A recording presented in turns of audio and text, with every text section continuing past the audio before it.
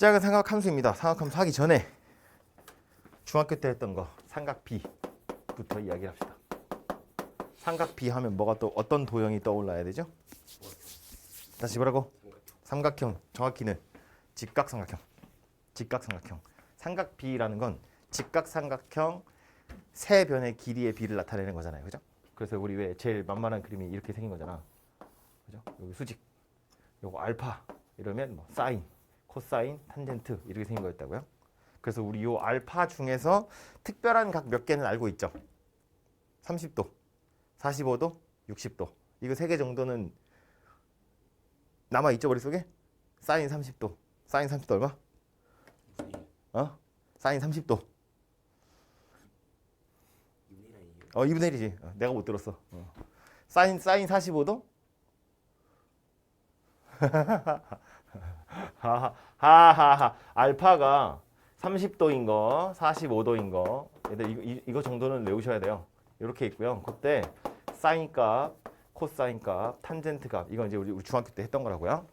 사인 30도는 2분의 1, 사인 45도는 2분의 루트 2.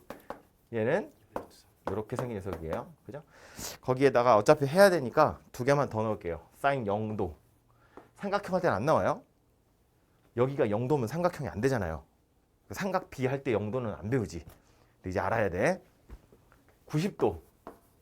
여기가 90도면 삼각형이 안 되죠. 그러니까 삼각비 할 때는 안 나옵니다. 하지만 알아야 돼. 그래서 이제 이것까지 이야기를 하자면 여기 들어가야 될 숫자는 0입니다. 사인 0도는 0이에요. 그리고 사인 90도는 1입니다. 이렇게 생겼어요. 그래서 이거 외울 때 이제 어떻게 외우시면 되냐면 얘는 2분의 0이고요. 이건 2분의 루트 1, 2분의 루트 2, 2분의 루트 3, 2분의 루트 4 이렇게 생긴 거예요. 그래서 그 순서대로 0도에서부터 90도까지 사인 값을 좀 기억하고 계시고요. 정상적으로 교육 과정을 수료했으면 얘는 알고 있어야 되는 거. 거기 지금 두 개밖에 추가 안 했어요. 이렇게 두 개. 거기에다가 코사인의 값은 요 순서 그대로 뒤집으시면 되죠. 이렇게 뒤집으면 요 밑에 표에 들어가요. 코사인 0도는 1이에요. 코사인 30도 2분의 루트 3. 좋아요. 이렇게 생겼고 0 이렇게입니다. 그죠? 그리고 외우셔야 되고 탄젠트는 뭐 나중에도 하겠지만 이거 삼각비 할 때도 아마 했을 거예요. 탄젠트를 사인이랑 코사인으로 표현할 수 있죠. 탄젠트 x는 탄젠트 세타는 이 아니고 코사인 세타분의 사인 세타. 코사인 분의 사인이 탄젠트였다고요. 그죠? 이거 가지고 이야기를 해보면 예를 들어서 뭐 요 변의 길이를 a, 요 변의 길이를 b, 요 변의 길이를 c라고 하면 사인 알파라는 건 요렇게 생긴 거니까 c분의 b예요. 코사인 알파라고 하는 건 요렇게 생긴 거니까 c분의 a라고. 그럼 탄젠트 알파는 이렇게 생긴 거니까 a분의 b 요렇게 생긴 거잖아요. 그죠? 근데 지금 여기서 살펴보면 통째로 그냥 이렇게 나누기 하시면 c가 알아서 약분될 거니까 a분의 b가 되거든요. 그죠? 그래서 탄젠트라는 건 코사인분의 사인 가지고 나타낼 수 있어요. 그러니까 여기 나오는 값도 마찬가지라는 거야. 탄젠트의 값은 코사인분의 사인의 값으로 찾을 수 있어요. 그러니까 1분의 0이니까 여기는 0 될 거고 루트 3분의 1이니까 이제 유리화 하시면 3분의 루트 3 1 루트 3 여기는 없습니다. 0분의 1은 값이 없으니까요. 그죠? 그래서 이렇게 생긴 녀석이 삼각비에 나오는 기본적인 값들이에요. 그래서 요거는 외우고 계셔야 삼각함수 할 때도 다 써먹게 될 거니까 혹시 아직 못 외웠으면 지금 빨리 외워가지고 아는 척 하셔야 돼요. 이제 우린 중학교는 졸업을 했으니까요. 자, 이렇게 생겼고요. 삼각비 하기 전에 새로운 용어들이 몇 개 나오거든요. 아니 삼각함수 하기 전에 새로운 용어들이 몇 개 나와요. 그래서 이제 또 그 용어들에 대한 이야기를 하자면 첫 번째 이야기할 건 왜? 둘이 또 무슨 사인을 주고받는 거야? 각도인데 약간 손이 많이 가는 스타일이구나 너.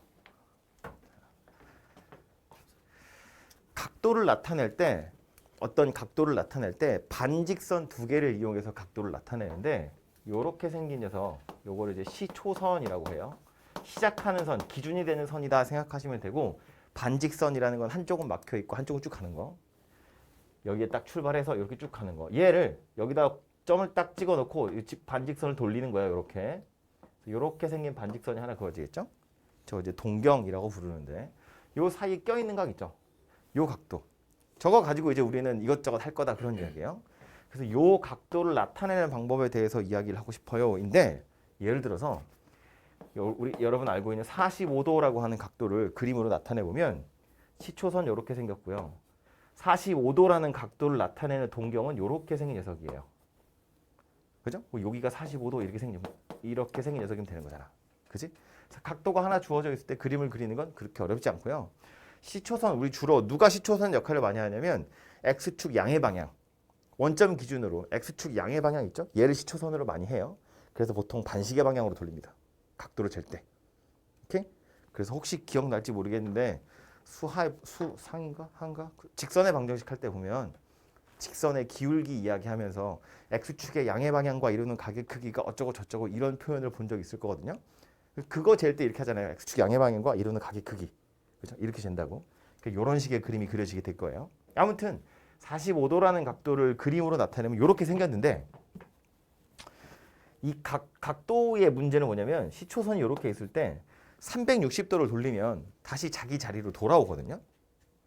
여기서 360도를 돌아가면 다시 자기 자리로 돌아오잖아. 그러니까 여기다 그림을 그릴 때 이번엔 내가 뭘 그릴 거냐면 405도라는 각도에 해당하는 그림을 그려볼 거라는 거야. 405도. 그럼 405도는 360도를 돌고 나서 45도를 더 가야 돼요. 그러니까 405도에 해당하는 동경도 이렇게 표시는 할 수 있어. 그죠?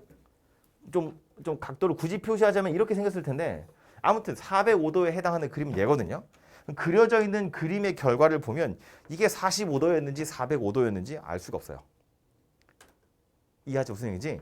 한 바퀴를 돌면 다시 자기 자리로 돌아오기 때문에 이 그림을 쳐다보면 이게 한 바퀴를 돌아서 45도를 더 간 건지 두 바퀴를 더 돌아서 45도를 간 건지 알 수가 없다는 거야. 오케이?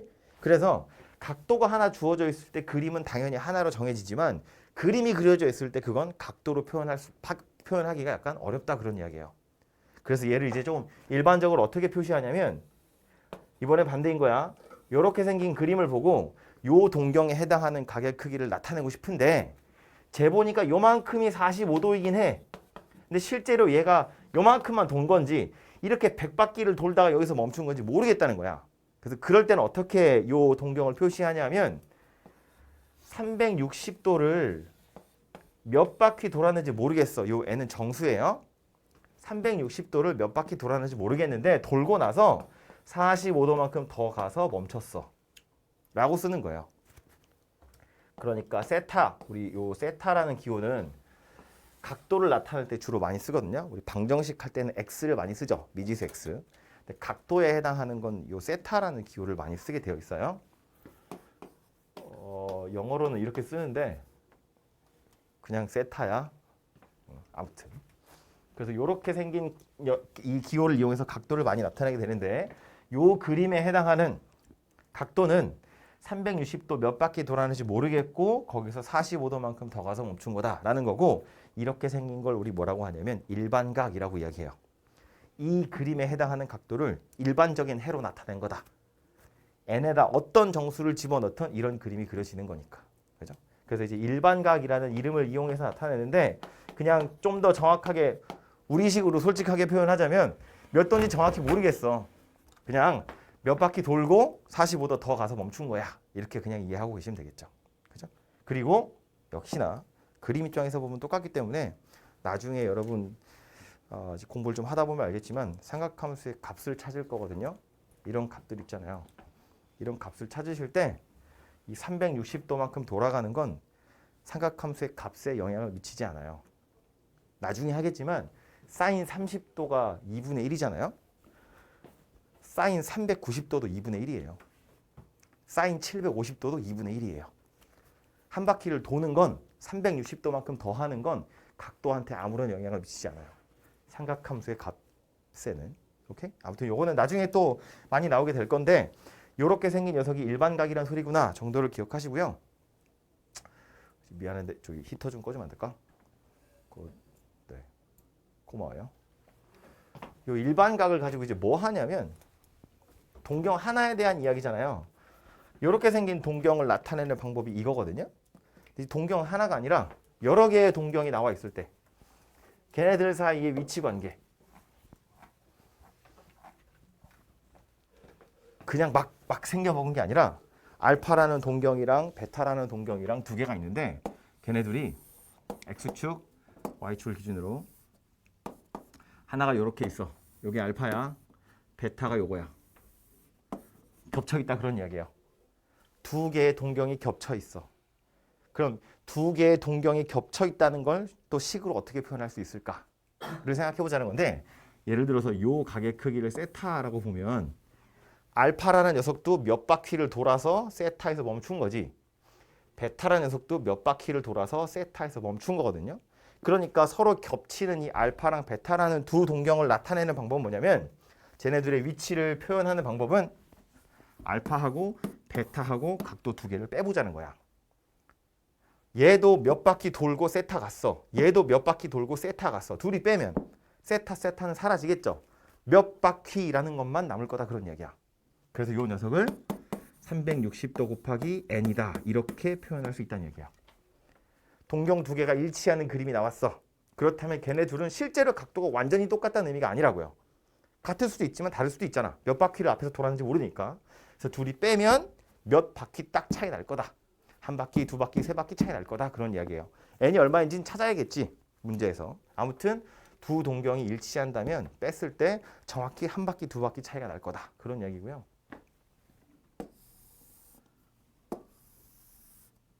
아직 외계어다. 그죠? 알파가 이렇게 생겼을 때 베타가 이렇게 생겼어. 이런 건 이제 두 동경이 x축에 대해서 대칭이다. 이렇게 생각하시면 되겠죠? 그러니까 요 각의 크기를 만약에 세타라고 보면 요 각의 크기도 세타인 거야. 뭐 꼭 요렇게만이 아니라 더 많이 벌어졌을 수도 있지만 어쨌든 x축에 대해서 대칭인 동경 두 개가 나와 있다면 이것도 쟤네 두 동경을 식으로 한번 나타내보자 그런 이야기야. 뭐라고 할 수 있을까? 생각해보면 알파는 몇 바퀴를 돌아서 세타만큼 더 간 거야. 베타는 몇 바퀴를 돌고 나서 세타만큼 거꾸로 간 거야. 얘는 2n 360도 곱하기 n에다가 세타를 더한 거고 얘는 360도 곱하기 n에다가 세타를 뺀 거라고요. 그러니까 이번에는 알파랑 베타는 둘이 더해버려야지. 더하면 얘는 더하기 세타, 얘는 빼기 세타. 둘이 세타 퉁쳐서 사라지겠죠. 누구만 남아요? 360도 곱하기 n만 남아요. 오케이? 그러니까 이때는 각도 두 개를 한번 더해보자는 거야. 그러면 360도 곱하기 n이라고 정확히 몇 바퀴다 이렇게 남을 거란 이야기예요. 알파란 녀석은 360도를 기준으로 해서 좀 더 갔고 베타는 덜 갔잖아. 둘이 더하면 퉁쳐서 사라지겠죠. 그러니까 딱 몇 바퀴야 이렇게 떨어질 거다 그런 이야기입니다. 오케이? x축에 대해서 대칭했으니까 y축에 대해서도 대칭을 시켜보면 알파라는 녀석이 이렇게 있어요. 여기가 세타라고 보면 베타가 이번엔 이렇게 있는 거야. 여기가 세타인 상태인 거죠. 그럼 이 녀석도 알파는 몇 바퀴를 돌고 나서 360도 돌고 나서 세타만큼 더 가는 거야. 베타는요. 360도를 막 돌고 180도를 더 갔다가 세타만큼 거꾸로 온 거야. 이해되죠?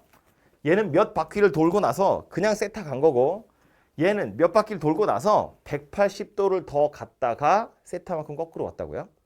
그러니까 이때도 세타를 없애는 게 목적이기 때문에 알파하고 베타하고 두 개를 더해보라는 이야기야. 이거 두 개를 더하면 얘는 더하기 세타였고 얘는 빼기 세타였으니까 세타 두 개는 날아갈 거고 누구만 남을 거다? 360도 곱하기 n 더하기 180도 이렇게 생긴 녀석이 남게 될 거다라는 거예요. 그냥?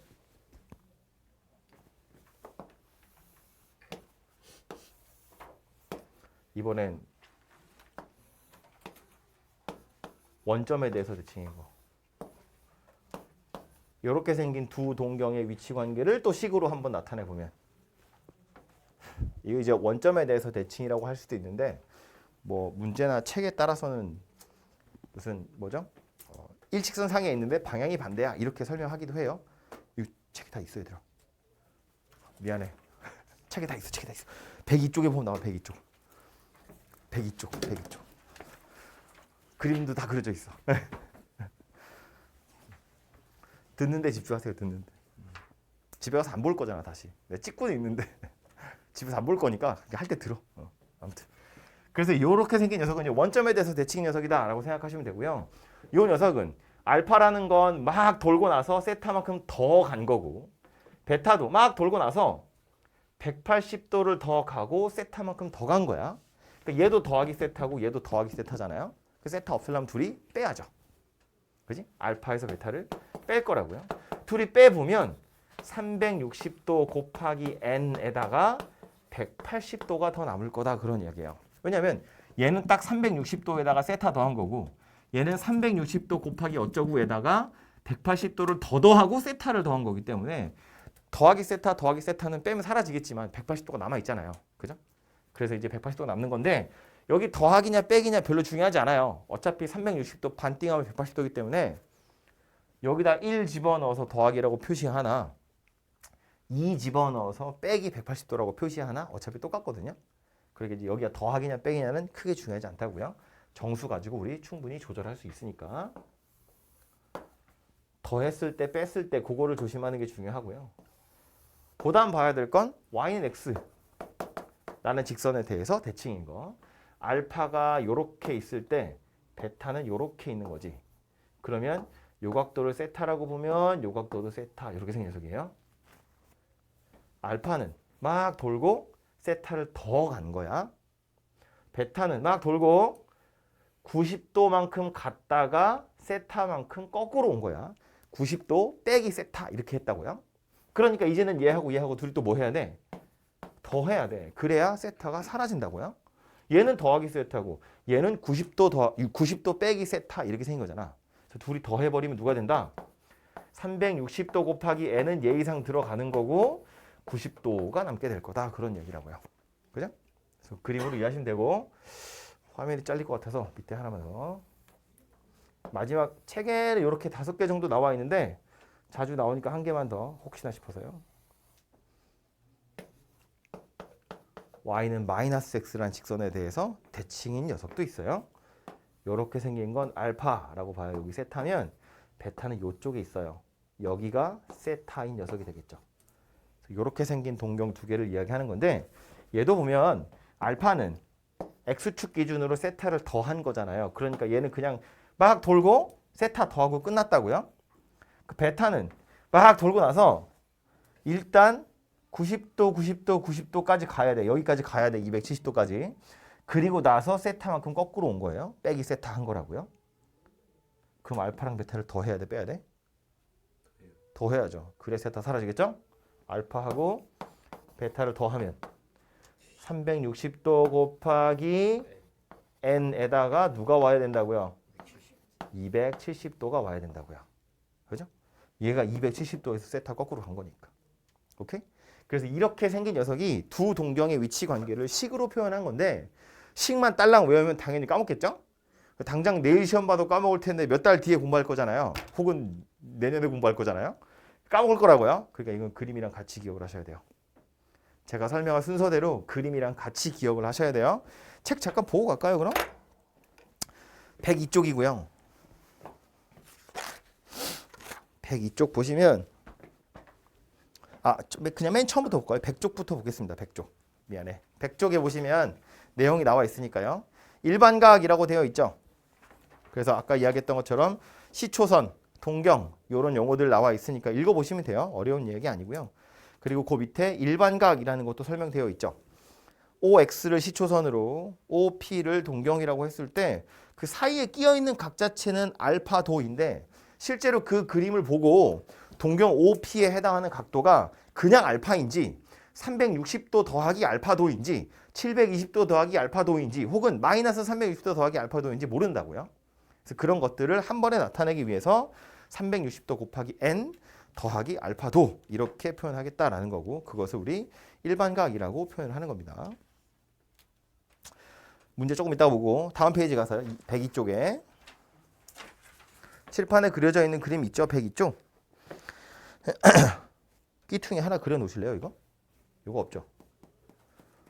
5개는 있는데 요거 하나는 없어요.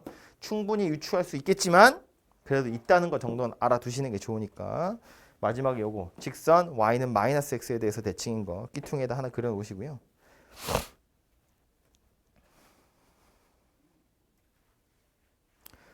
둘이 더해야 되는지 둘이 빼야 되는지 더해서 뭐가 되는지 빼서 뭐가 되는지 이런 것들이 차이가 있는데 그거를 그냥 식으로만 달달달달 외우시면 까먹으니까 꼭 그림이랑 같이 기억을 하시는 게 좋겠어요.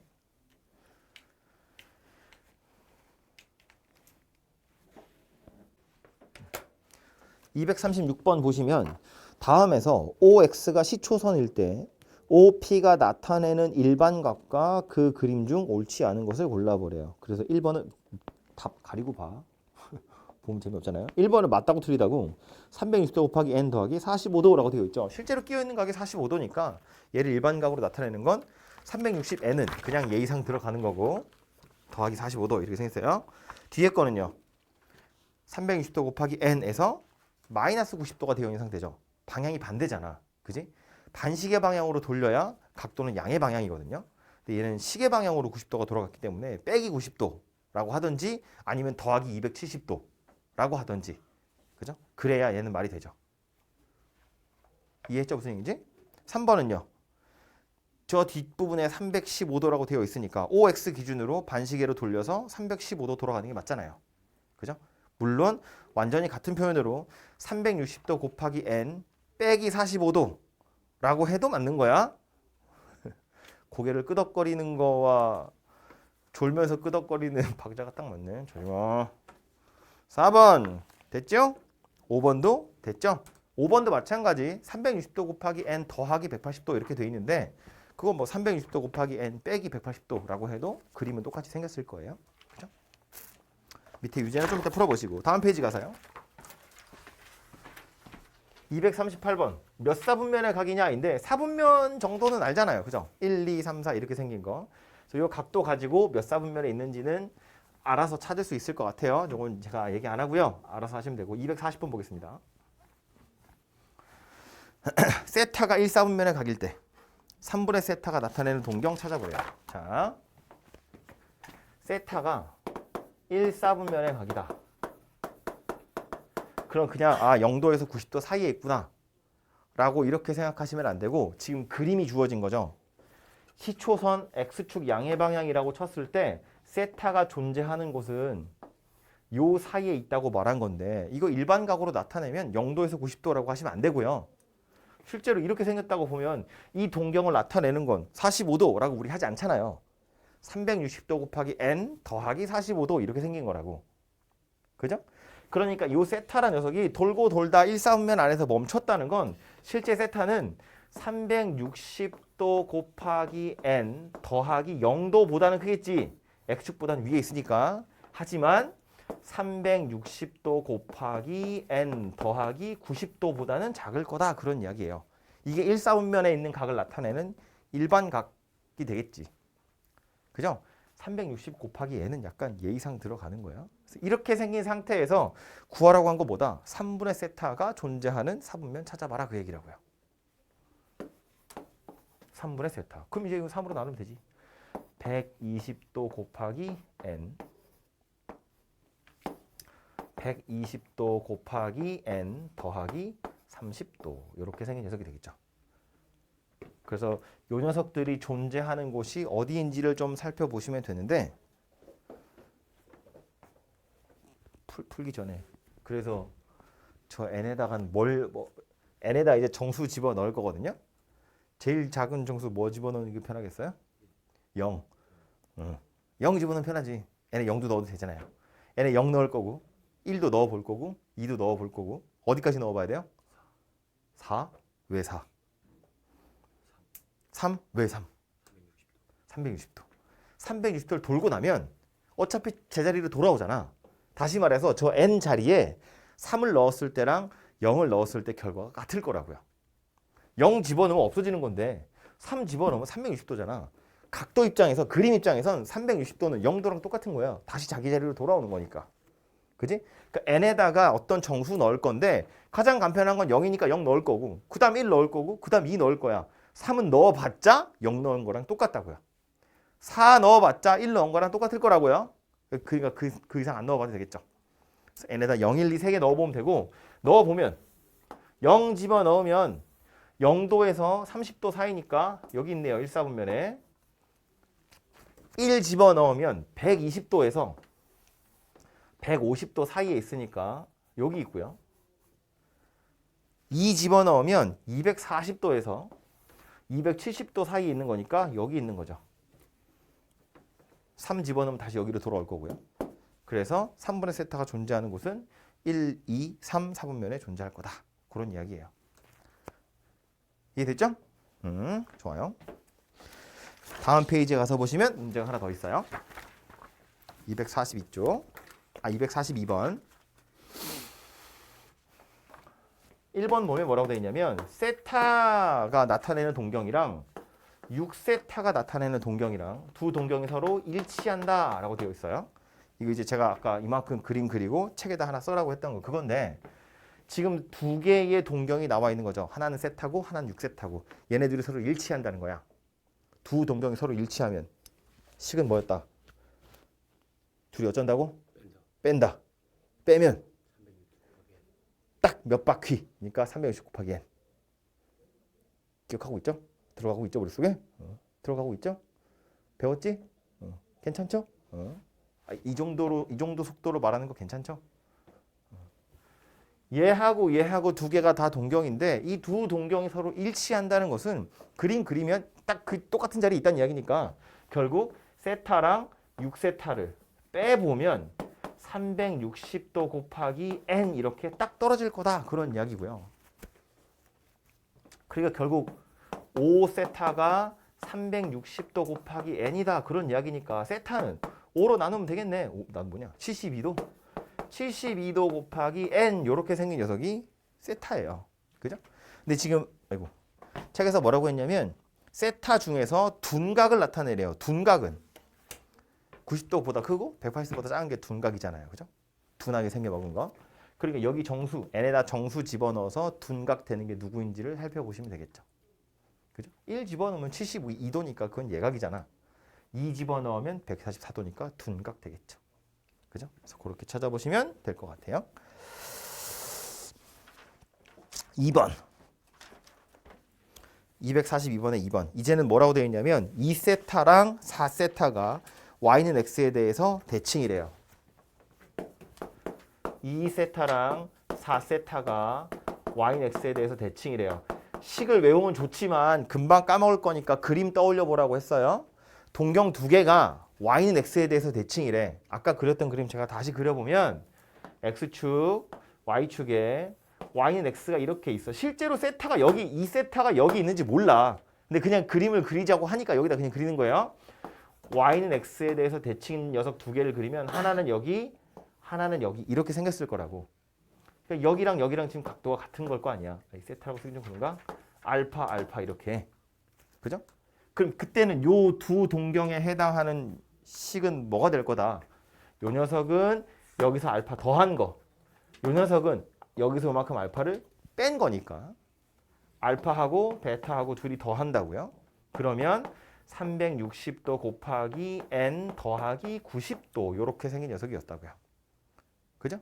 그러니까 여기 다시 와서 보면 얘랑 둘이 y는 x의 대칭이라고 했으니까 그럼 2세타랑 4세타랑 둘이 더하면 360도 곱하기 n 더하기 90도 이런 소리구나 라는 거야.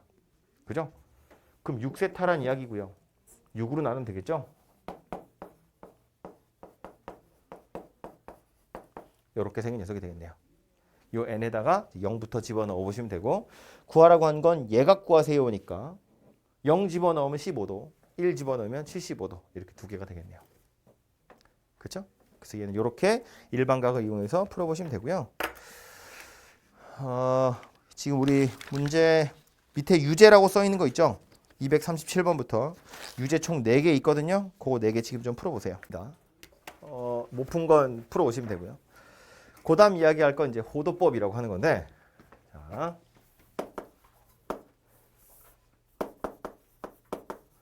요 녀석이랑 대응되는 녀석이 누구이냐면 60분법이라고 하는 거예요.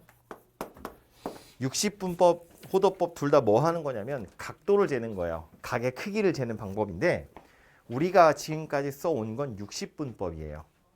60분법. 한 바퀴를 360도라고 하는 거. 그게 60분법이거든요. 360도라는 거 360이라는 숫자를 고른 이유는 뭐 2로 나눠지고 3으로도 나눠지고 4로도 나눠지고 5로도 나눠지고 6으로도 나눠지고 막 이러잖아요. 그래서 이제 최소한 약수를 많이 넣으려다 보니까 360이라는 어처구니없는 숫자가 나온 거야. 하도 오랫동안 360도가 당연하다고 썼기 때문에 그냥 여러분은 이제 그냥 뭐 한 바퀴는 360도지 당연하다고 생각하는데, 아니 한 바퀴가 10도 아니 뭐 100도 이러면 좋은데 왜 하필은 360도일까 이런 생각 안 해봤죠. 근데 이제 그런 이유 때문에 360이라는 숫자를 고른 건데, 그 60분법에서 1도 하나의 단위, 제일 작은 하나의 단위 1도, 그 크기를 뭐라고 한 거냐면 한 바퀴를 360등분 했을 때 한 칸, 그 가게 크기를 1도로 하기로 한 거잖아. 그죠? 그렇게 해서 각도를 표현하는 게 60분법이라고 하는 거예요. 그러니까 단위, 가장 작은 1단위, 그걸 360조각 내서 하나라고 하는 건데, 호도법은 뭐냐면 얘도 각도를 나타내는 방법이에요. 그런데 호의 길이를 이용해서 각도를 나타내는 방법이에요. 그래서 이걸 호도법이라고 하는데, 호도법에서 1, 그러니까 하나의 단위, 호도법에서 1이라는 각도의 단위는 어떤 상황이냐면, 반지름의 길이, 호도법이니까 이제 부착을 그릴 거예요. 반지름의 길이랑 호의 길이가 같아지는 순간의 각도. 우리 보통 반지름의 길이는 소문자 R로 많이 표시하고요.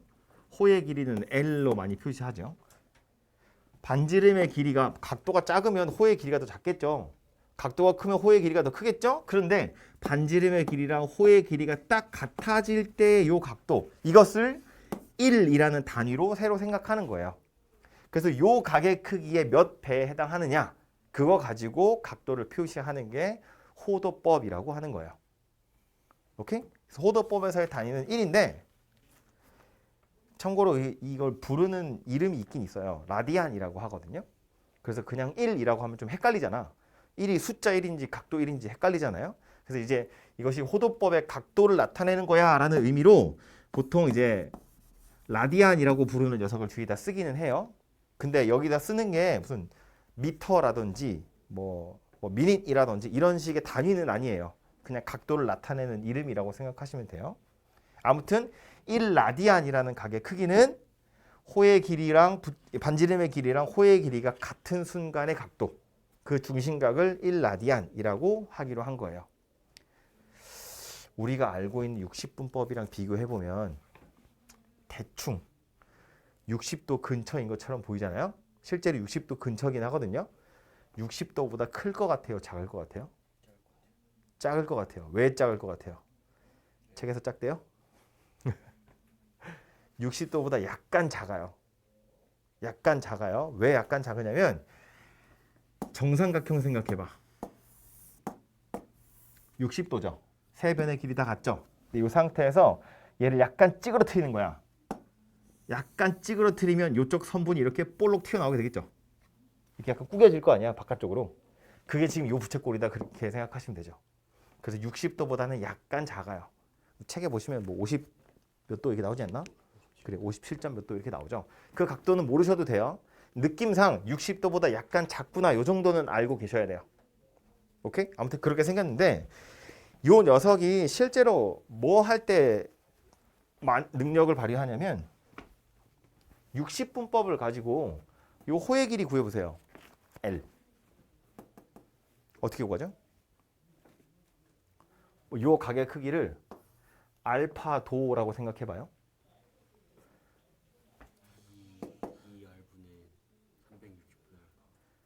2R 곱 2R 잠깐만 2R 2R 파이? 2R 파이 왜 이렇게 말이 이상하지? 2파이 R이지 보통. 2파이 R 그 뭐예요? 한 바퀴. 호의 길이를 우리 보통 구하는 방법은 2파이 R에다가 360도 곱하기 알파도 이렇게 생겼죠. 요게 호의 길이를 구하는 방법이잖아. 한 바퀴 구해놓고 360도 중에서 알파도에 해당하는 거야. 이렇게 구했다고요. 그치? 근데 요 알파도에 해당하는 길이가 지금 누구라고요? R이라고요. 요 길이가 R이 될 때의 알파를 찾으면 그게 1라디안이라 그랬잖아요. 그죠? 그래서 요거 L이 R일 때를 생각해보면 R이 이렇게 약분이 되겠죠? 그래서 다시 써보면 이제 2파이 곱하기 360도 분의 알파도고요. 뭐 2도 약분합시다. 180도 분의 파이 알파도 이렇게 생긴 녀석이거든요. 좀 보기 불편하면 얘를 이 180도라는 걸 저쪽으로 넘길까요? 식은 어떻게 바꾸든 상관없어요. 이렇게 생긴 녀석인데 우리 이 알파도에 해당하는 각을 1라디안이라고 하기로 했잖아요. 그죠? 그래서 식을 어떻게 바꾸는 게 좋을까? 이렇게. 좋아요. 파이를 둘러봅시다. 파이분의 1. 얘가 180도 분의 알파도 이렇게 생겼어요. 여기 나와 있는 요 1이 뭐다? 얘가 누구를 의미하는 거다? 1라디안을 의미하는 거다. 요 녀석이 1라디안을 의미하는 거예요. 180도가 뭘 의미하는 거예요? 파이를 의미하는 거예요. 즉 다시 말해서 알파가 1라디안인 거예요? 이 알파도에 해당하는 걸 1라디안이라고 해서 지금 그림을 그린 거고 이걸 가지고 호의 길이를 구한 거거든요. 어쨌든 60분법을 가지고 나타내는 각도나 호도법을 이용해서 나타내는 각도나 각의 크기를 나타내는 거기 때문에 쟤네 둘 사이에 비율은 존재해요. 비율은 존재한다고. 무슨 얘기냐면 요 각의 크기가 1라디안이야. 이거 2배 하면 2라디안이잖아요. 30도 2배 하면 60도고 60도 2배 하면 120도 되는 거잖아. 무슨 얘기냐면 60분법이랑 호도법, 디그리하고 라디안 사이에 비율이라는 게 존재한다고요.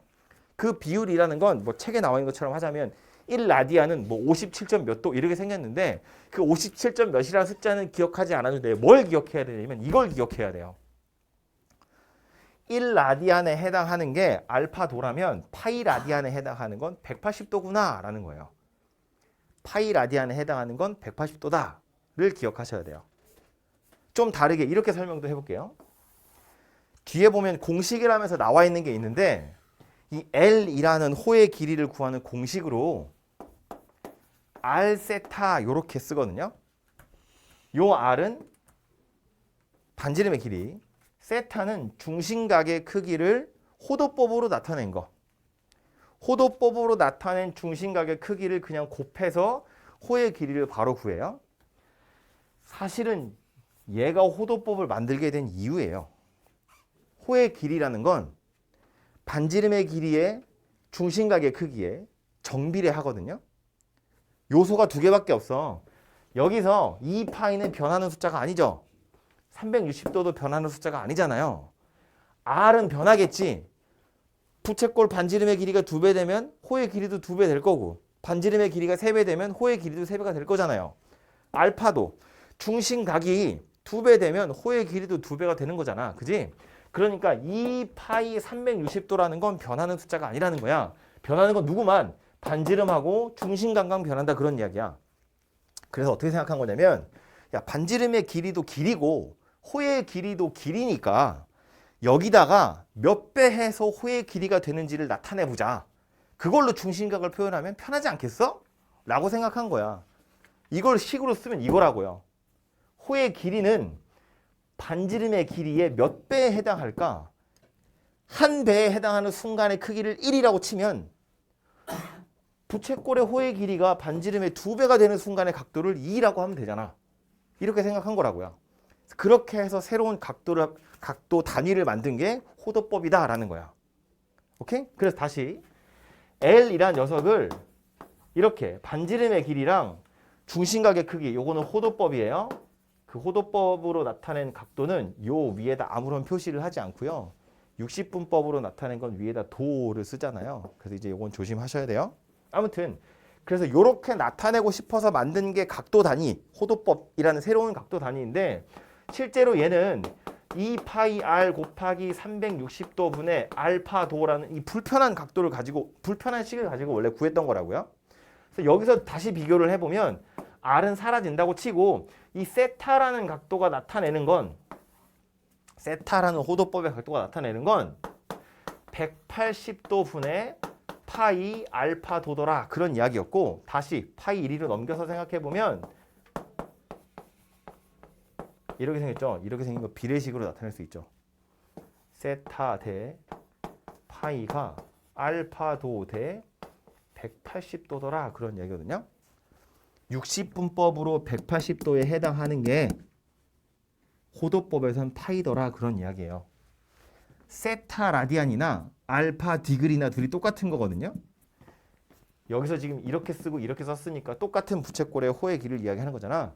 세타라는 호도법 각도나 알파라는 60분법의 각도나 둘이 똑같은 걸 의미하는 거야. 단위만 다른 건데 이 세타랑 알파 사이의 비율은 파이랑 180도 사이의 비율이랑 같더라 그런 이야기예요. 그래서 기억하셔야 될 건 이제 이거야. 파이 라디안이라는 각도는 우리가 알고 있는 180도에 해당하는 거더라 그런 이야기예요. 그래서 요 비율 하나를 잘 기억하시면 되고, 그래서 우리 오늘 맨 처음에 했던 거 있죠. 삼각비 할 때 했던 거 30도, 45도, 60도 이런 녀석들도 이제는 다 호도법을 이용해서 나타나게 되어 있어요. 이거 호도법으로 나타내면 뭐라고 해야 돼? 이게 파이 라디안이 180도 같은 거예요. 네. 파이 라디안이라는 각도가 180도하고 같은 거예요. 한 바퀴가 2파이 라디안인 거지 그러니까. 오케이? 아무튼 그러니까 다시 30도라는 60분법의 각도는 라디안으로 나타내면 뭐라고 할 수 있는 거야? 나눠야겠죠? 6분의 파이 이렇게 생겼겠지. 그죠? 이 녀석은 6분의 파이랑 같은 거예요. 얘는요. 180도를 4등분하면 45도잖아. 그지? 그러니까 이거 4분의 파이, 6분의 파이도 3분의 파이다. 이렇게 표현할 수 있겠죠. 이름 뭐였다고? 수연이? 사인 4분의 파이 얼마라고요? 이거 내가 아까 너한테 물어봤던 건데. 사인 4분의 파이. 2분의 루트 2 이렇게 생긴 거라고요. 그죠? 이젠 여기다 45도가 아니라 이런 호도법을 이용해서 각도를 나타내게 될 거다라는 거예요. 익숙해지셔야 돼요. 그냥 이렇게 표현하기로 한 거니까.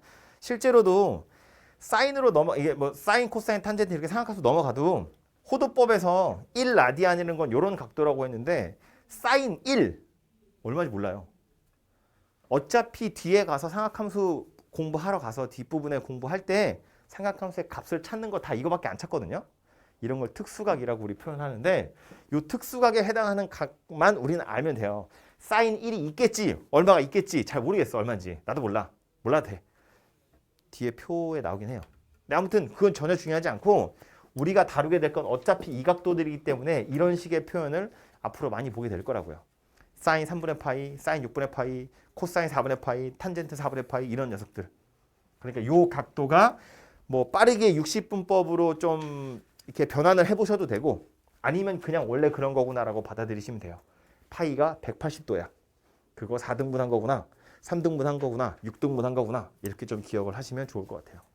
이 비율을 좀 잘 기억하세요. 오케이? 아무튼 그럼 이거 가지고 이제 뭐 할 거냐면 부채꼴, 호의 길이 이야기를 했어요. 부채꼴 호의 길이를 구하는 건 L은 R 세타. 이것 때문에 만든 각도가 세타라고 했어.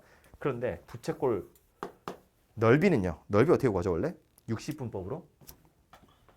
구하는 요령은 똑같잖아요. 원의 넓이를 360분의 알파 하는 거잖아. 그지? 파이 R 제곱에다가 360도 분의 알파도 이렇게 하는 거였다고요? 근데 이것도 호도법으로 나타내고 싶은 거야. 세타 가지고. 그러면 나타낼 수 있는 건 뭐라고? 이거였다고 이거. 요거. 요 정도 비율? 그죠? 360도하고 파이가 아니라 180도하고 파이가 와야 돼요. 세타로 바꿔치기 하려면 180도 분의 파이 알파도 얘 대신에 세타가 들어가는 거거든요. 근데 지금 여기 보면 360도밖에 없죠. 360도가 있죠. 그러니까 이걸 2를 뜯어내야죠.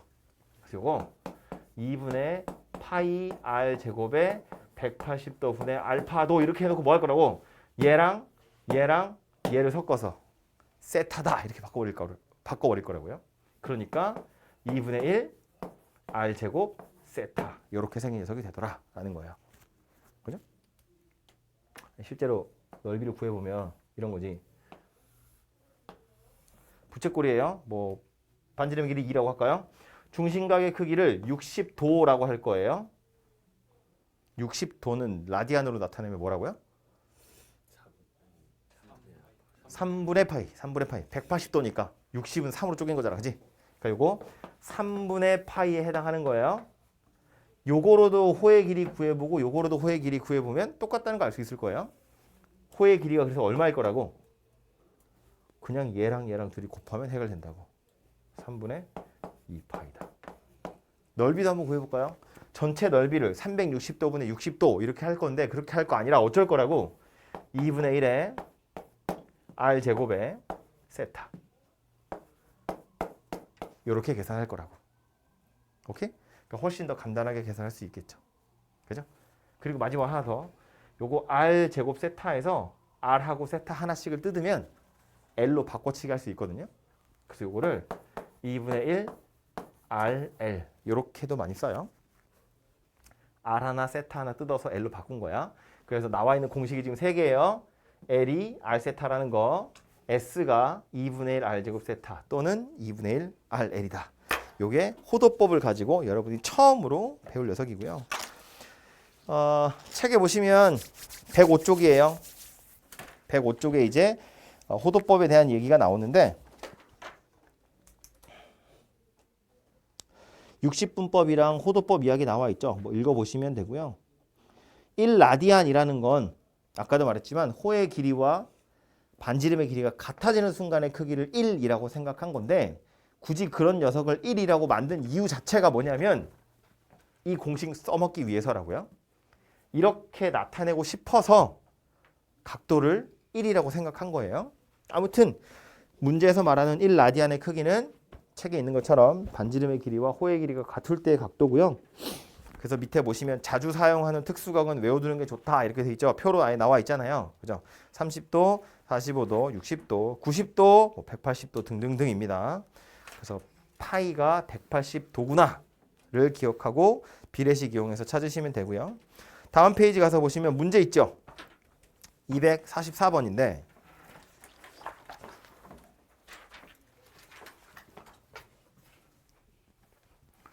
60분법으로 나와 있는 건 호도법으로 나와 있는 건 60분법으로 바꿔버려요. 바꾸는 요령은 전부 다 180도가 파이 라디안이다. 그거 이용하는 거고요. 1번하고 2번은 오른쪽 위에 동그라미 디그리가 안 써 있죠. 그러니까 이건 라디안을 의미하는 거야. 3번하고 4번은 숫자 위에 동그라미 써 있죠. 디그리가 있는 거잖아. 이거는 60분법을 이야기하는 거라고요. 그죠? 라디안은 그냥 우리가 부르기 편하려고 이름을 붙인 거지 단위가 아니기 때문에 그냥 떨렁 숫자만 원래 써 있거든요. 그 아무것도 표시가 없으면 아하 이거는 호도법이구나 라고 생각하시면 돼요. 그러니까 앞에 써 있는 15분의 파이라는 걸 60분법으로 바꾸려면 비례식 이용하는 거야. 호도법으로 따졌을 때 얘가 60분법으로 따졌을 땐 몇 도일까 이렇게 찾는 거잖아요. 그죠? 15분의 파이가 x도래. 그 비율은 파이 대 180도랑 같을 거다 그런 이야기라고. 그냥 이 비례식 푸시면 되죠. x 파이가 180을 곱하면 얼마야? 10 뭐? 12? 고마워. 12파이 이렇게 되겠다고요. x가 10이다 이렇게 되는 거지. x가 10이야? 아무튼 또 그 옆에 보면 3 나왔죠. 3이라는 건 3라디안을 의미하는 거니까 3 대 파이가 x도 대 180도 이렇게 생겼다는 거예요. 그러니까 x 파이가 3 곱하기 180이다 그런 이야기니까 x는 파이분의 540도. 파이분의 180이 1라디안 아니에요. 근데 이게 라디안이고 이걸 디그리로 고치라고 그랬거든. 파이분의 180도가 1이긴 하죠. 그럼 180분의 파이는 뭐예요?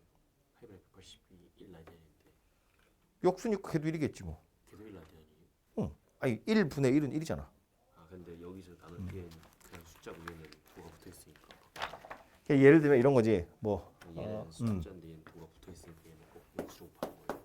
그치 75도잖아. 이 도를 없애야죠. 이 도를 없애려면 책에서는 이렇게 하라고 나와. 180도분의 파이를 곱하라고.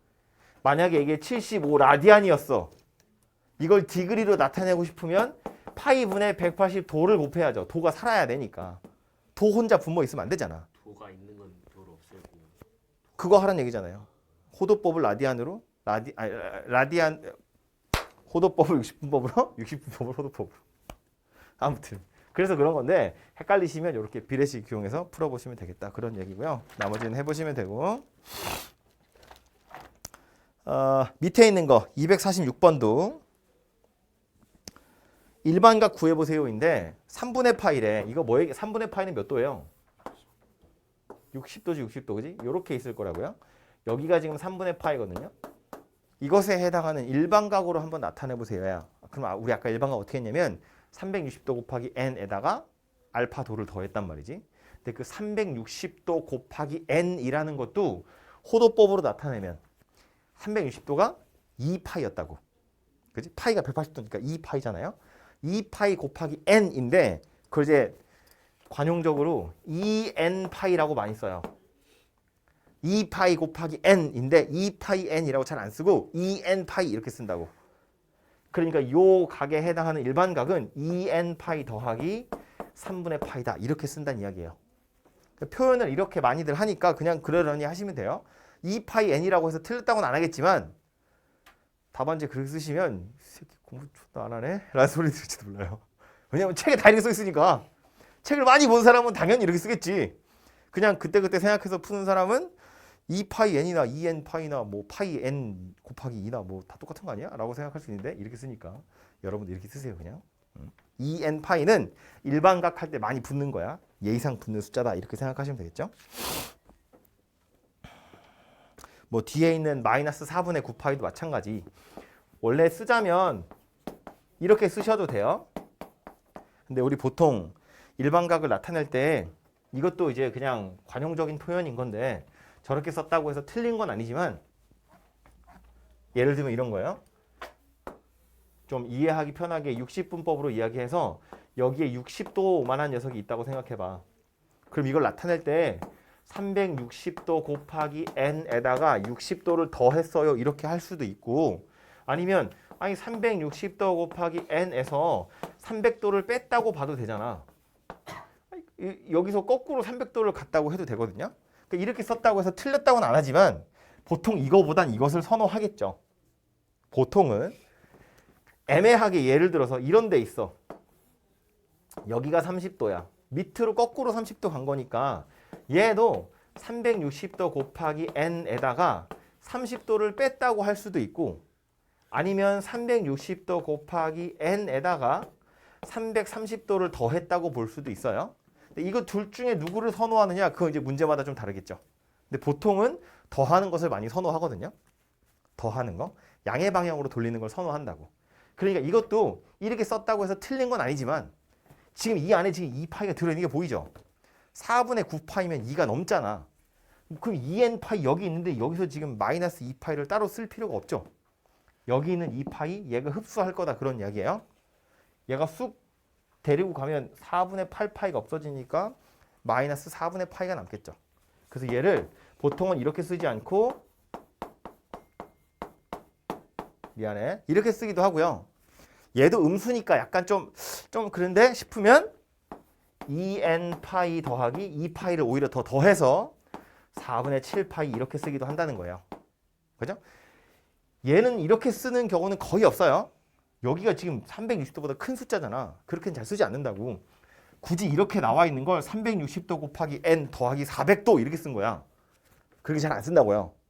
이거는 2파이보다 크니까 이렇게 잘 안 쓰고 요렇게 쓰거나 요렇게 쓰거나. 근데 보통 더하는 것을 선호하니까 요렇게 쓰시면 좋겠다. 뭐 그런 이야기예요. 그리고 그 다음에 보시면 107쪽. 107쪽. 부채꼴 호의 길이와 넓이라고 되어 있죠.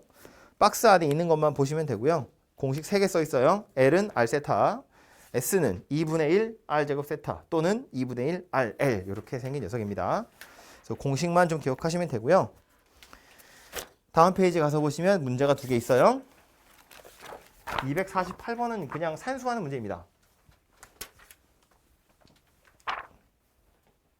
반지름의 길이가 8이고 호의 길이가 2파이고 중심각의 크기와 넓이를 구하래요. 반지름의 길이가 8이고 호의 길이가 2파이래요. 뭐 알려주려고 나온 거야? L하고 R 나와 있으니까 세타 알려주는 거겠다. 그죠? 중심각이 얼마다? L은 R 세타니까 이 정도 암산은 되죠? 4분의 파이 몇 도? 몇 도? 45도. 45도. 그죠? 그렇게 생긴 녀석이래요. 이거 가지고 뭐 하래? 중심각 크기랑 넓이 구해보래요. 넓이는 공식이 두 개였어. 요렇게 해도 되고 요렇게 해도 되고. 근데 지금 뭐 R하고 L이 나와 있잖아요. 요거로 그냥 구하시면 되겠죠. 그죠? 2번은 중심각의 크기가 1이고 넓이가 1이래요. 넓이도 1이래요. 이렇게 생긴 녀석의 반지름의 길이와 호의 길이를 한번 구해보래요. S하고 세타 나와 있어. 그럼 이거 가지고 우리가 할 수 있는 건 S가 2분의 1 R 제곱 세타 이렇게 생긴 거잖아요. 넓이도 1이고 중심각도 1이야. R 제곱이 2란 이야기니까. 반지름의 길이가 루트 2구나 라는 거고 이걸로 호의 길이는 R 세타 해서 루트 2다. 이렇게 구해지겠죠. 그죠? 그래서 공식만 잘 외우고 계시면 그냥 산수 문제로 해결할 수 있는 녀석이고요. 조금 어려운데 250번 문제는 항상 나오거든요. 그래서 이 250번도 좀 보고 가는 게 좋을 것 같은데 문제 풀 시간은 드릴 테니까 250번 보세요. 둘레의 길이가 8인 부채꼴 중에서 넓이가 최대인 것의 반지름을 구하래요. 둘레의 길이가 8이라는 건 부채꼴한테 둘레는 호반 있는 거 아니잖아요. 반지름 두 개도 있는 거잖아요. 그지? 그거 다 합쳐야 둘레거든요. 그러니까 둘레의 길이라는 건 R하고 L하고 요거 세 개 더한 게 둘레의 길이에요. 그죠? 물론 요 L도 이제 R 세타라고 쓸 수 있겠죠. 요렇게 생긴 녀석이 될 거라고요. 그죠? 아무튼 뭐 요건 요렇게 쓸까요? 2R 더하기 L. 요것의 값이 8로 일정한 부채꼴이래요. 뭐 호의 길이가 길어지면 반지름의 길이는 짧아지고 뭐 하겠지 뭐. 아무튼 요렇게 생긴 녀석인데 넓이가 최대가 됐으면 좋겠대요. 그럼 넓이를 구하는 방법은 2분의 1 R 제곱 세타 또는 2분의 1 RL 요렇게 생긴 녀석이었는데 우리가 알고 있는 건 2R과 R 세타의 합이 8이라는 거 혹은 2R과 L의 합이 8로 일정하더라라는 거예요. 근데 구하라고 한 건 뭐래요? R하고 L하고 곱한 거 최대값 물어봤어요. 얘네 둘이 더한 게 일정하대요. 둘이 곱한 거에 최대값 물어봤어요. 뭐가 생각나야 돼?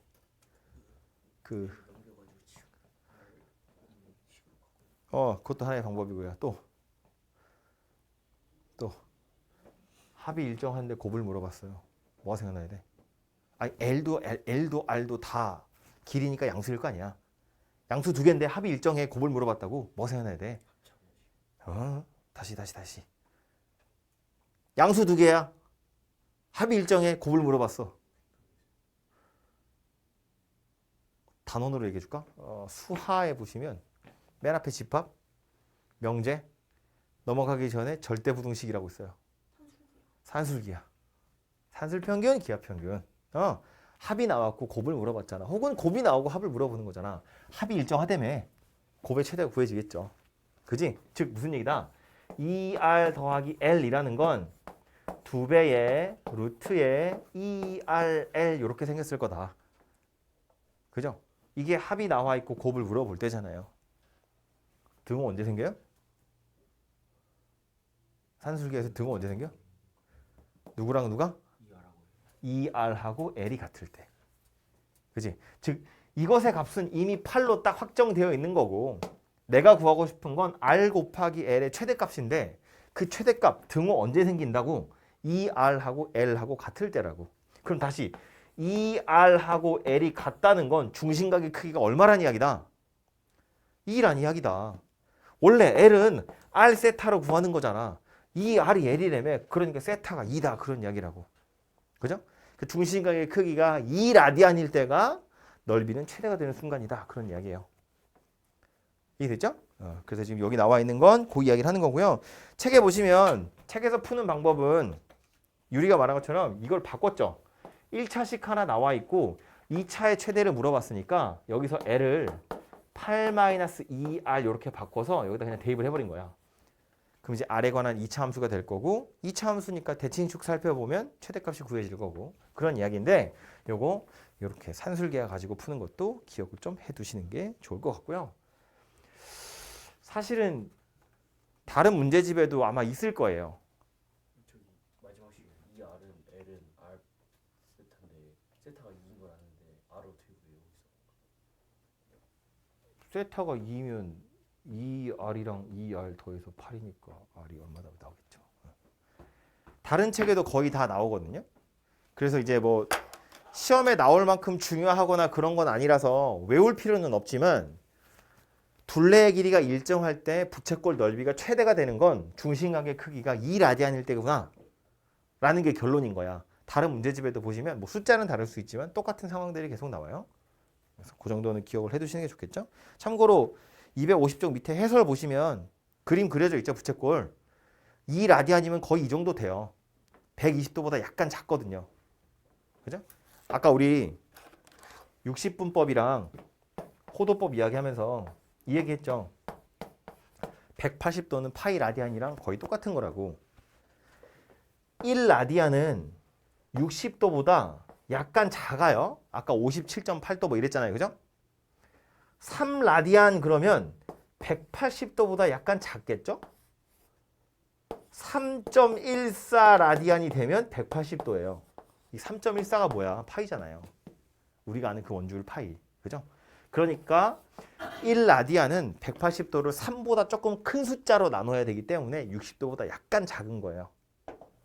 오케이? 그러니까 지금 그림 그려져 있는 것처럼 거의 120도에 가까운 그림이 그려져요. 2라디안이라는 건 그 정도 각도구나 라고 알고 계시면 될 것 같아요. 와. 다음 페이지 110쪽에 보시면 110쪽, 111쪽 볼까요? 111쪽에 보시면 거기서부터가 삼각함수거든요. 시작도 못했네. 삼각함수의 정의는 내일 하도록 하고요. 오늘 남은 시간 동안에 문제 좀 마저 풀어봅시다. 그럼 호도법부터 시작해서요. 이 라디안이라는 거, 이 각도 체계에 좀 익숙해지셔야 되거든요. 245번부터 풀어보시면 되겠죠. 245번부터 해서 유제는 다 풀어보시고요. 가능하면 필수 확인 문제까지 공부를 좀 해보시면 좋겠습니다.